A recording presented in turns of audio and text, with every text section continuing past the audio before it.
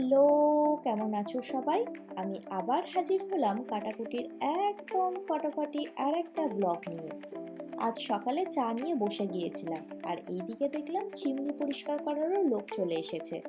অনেকদিন ধরেই না চিমনিটা ভীষণ নোংরা হয়েছিল।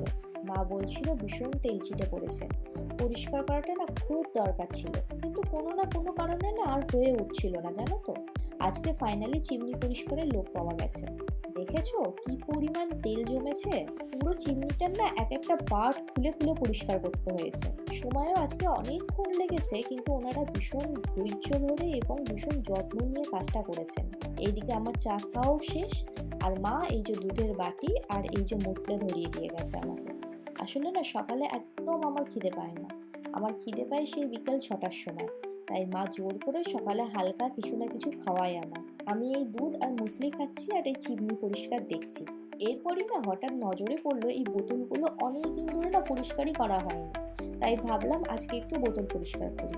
প্রথমে জলে দিলাম একটুখানি সার্ফ, তারপর এই যে গাছ থেকে একটা লেবু পেড়ে এনে ওই রসটা পুরো এই জলে দিয়ে দিয়েছিলাম। এরপর এই বোতলগুলো চুবিয়ে রেখেছিলাম। আমি না সাধারণত এইভাবেই বোতল পরিষ্কার করি।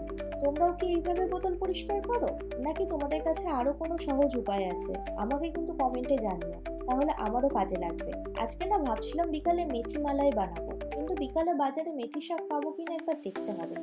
সকালে না আমি একটু দেরিতেই উঠি, জানো তো। তারপর এই সব কাজ থাকে আর বাজার যাওয়া হয়ে ওঠে না। আর বাজারটা মেনলি আমার বাবাই করে। আর বিকালের দিকে এত ঠান্ডা লাগে আর বেরোতে ইচ্ছা করে না। তবু আজ মনে হচ্ছে একটু বাজার যেতে হবে। এইবারে ঠান্ডাটা কিন্তু অন্যবারের থেকে একটু বেশি পড়েছে, তাই না?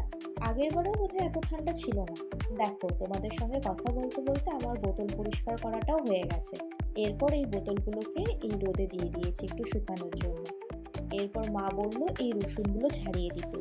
সত্যি বলছি, রসুন ছাড়ানো আর এই রুটি করা, এই দুটো কাজ আমার একদম পছন্দ নয়। ভীষণ বিরক্ত লাগে আর ভীষণ সময় লাগে এগুলো করতে। আমি যখন দিল্লিতে থাকতাম তখন নিজেকেই তো রান্না করতে হতো। অফিসের কাজ সামলে এই রসুন ছাড়ানো, উফ, কি যে বিরক্ত লাগতো আমার। তখন না মা বলেছিল এই রসুনের মুখগুলো কেটে দিয়ে ঈষৎ উষ্ণ গরম জলে ভিজিয়ে রাখলে খুব সহজেই রসুনের খোলাগুলো ছাড়িয়ে যায়। আমি না তারপরও ঠিক রসুনের খোলা ছাড়াতে পারতাম না। মনে হতো এই রসুনের খোলাগুলো জমের মতো শক্ত। কিন্তু আজ দেখো মা ঈষৎ উষ্ণ জলে ভিজিয়ে রেখেছিল, কি সুন্দর খোলাগুলো ছাড়িয়ে যাচ্ছে।